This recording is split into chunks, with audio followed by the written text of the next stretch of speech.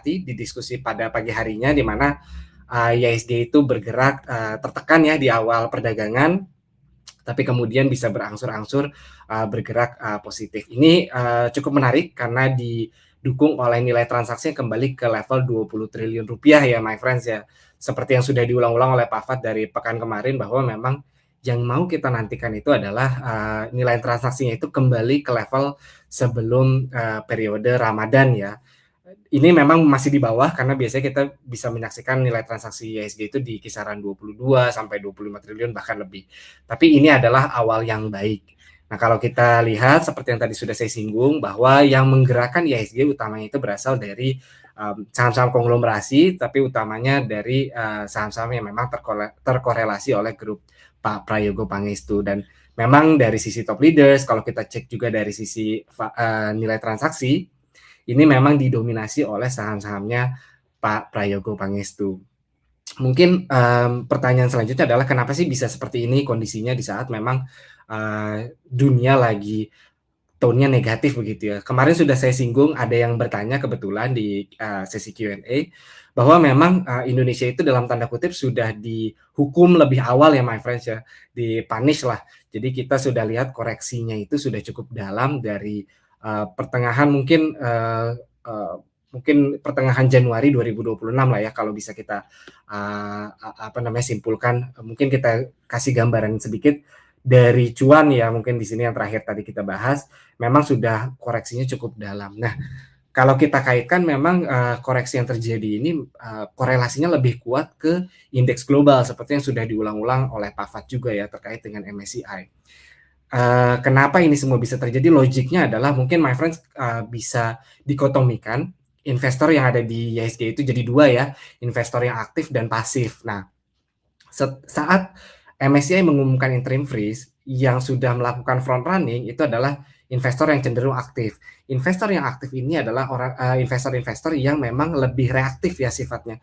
Jadi biasanya investor aktif ini akan lebih bereaksi cepat ketika memang ada narasi-narasi atau berita-berita yang sifatnya jangka pendek itu tone-nya ke arah negatif begitu ya. Misalnya ketika saat ini harga minyaknya fluktuatif cukup tinggi dan meningkatkan risiko inflasi. Nah, biasanya sebenarnya yang bereaksi itu adalah investor-investor aktif. Nah, sayangnya di IHSG ini memang setengah kakinya investor aktif sudah keluar ya kemarin saat berita MSCI. Artinya kenapa saya bisa yakin banget gitu ya bahwa tekanan jualnya ini bisa lebih terukur, karena memang investor aktif ini sudah setengahnya di luar, setengahnya lagi mau masuk gitu ya posisinya my friend. Jadi memang posisinya harusnya risk and reward-nya jadi lebih minimum dalam konteks berita-berita yang sifatnya jangka pendek tadi. Nah, untuk kita tahu kapan misalnya investor-investor yang pasif ini keluar, investor yang pasif ini memang punya kaidah-kaidah tertentu ya untuk menentukan strategi investasinya, misalnya masuk ke indeks global kah, atau secara fundamental bagus atau tidak kah. Jadi memang tidak cenderung kurang responsif terhadap isu-isu yang memang sifatnya jangka pendek. Nah, inilah yang kemudian kita bisa simpulkan kenapa memang sentimen-sentimen negatif yang sifatnya jangka pendek seperti konflik-konflik di Timur Tengah atau mungkin yang menyebabkan kenaikan harga minyak inilah yang bisa kita simpulkan efeknya akan lebih terbatas ke IHSG, terutama mungkin dalam konteks ini ke saham-saham konglo. Nah, pertanyaan berikutnya adalah, lalu sinyal apa nih yang perlu kita cermati, perlu kita antisipasi untuk menerka arah pergerakannya kemana? Ada dua my friends, lagi-lagi likuiditas atau nilai transaksinya, dan yang kedua fundamental ekonomi kita secara general ya dari sisi Indonesianya sendiri itu.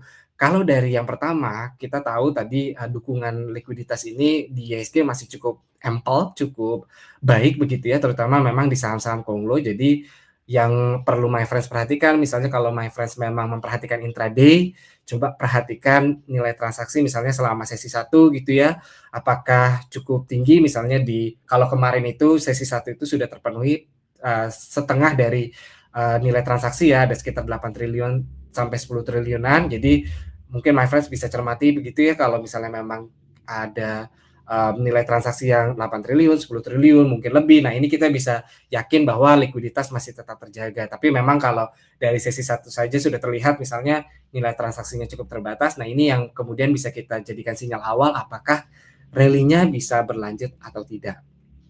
Nah, yang berikutnya adalah dari sisi, fundamental ekonomi Indonesia itu sendiri. Kita tahu tadi kita udah bahas juga bahwa rupiah sedang dalam fase yang cukup mengkhawatirkan. Nah, ini yang perlu kita cermati apakah, kemudian nanti rupiah masih lanjut melemah, kemudian juga dari kebijakan-kebijakan pemerintah apa yang perlu diantisipasi, apa yang perlu dilakukan untuk menjaga fundamental kita itu tetap solid.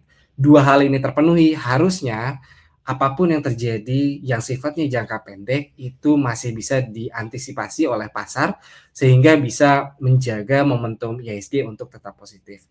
Itu untuk IHSG dan saham Konglo secara umum ya my friends ya. Jadi ada 2 tadi, kalau my friends tertarik